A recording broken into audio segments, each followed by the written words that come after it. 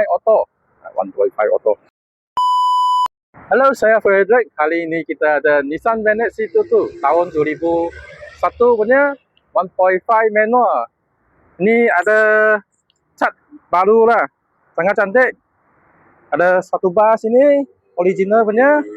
Ini full stack, baru ada bar punya lah. Belakang sini sangat cantik. Ini ada satu mirror. Dalam sangat besar, boleh taruh banyak barang lah. Boleh tengok dalam.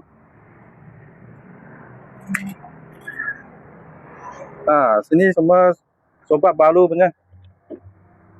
Sobat baru punya. Ini pun sangat cantik. Atas pun tak ada jatuh lah.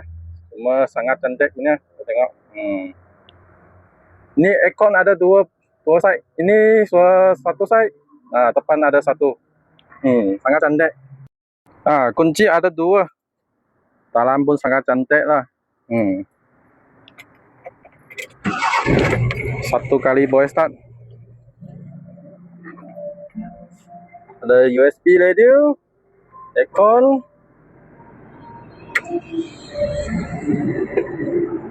Ini buka belakang benar aircon. Seat pun sangat cantik, sangat bersih juga. Ini pun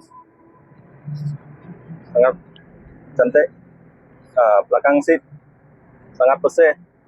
Ini tayar baru lah, depan punya dua. Ya, bunga sangat banyak lah. Ini harga 16.800 punya. Kalau offer kasih kita punya customer 14.800 lah. Ini siap tukar nama tanpa Sparkom lah. Mau follow, like and share lah. Mau saya kasih you punya kawan nak cari van punya, cari kereta, nak jual kereta pun boleh. Okay, thank you.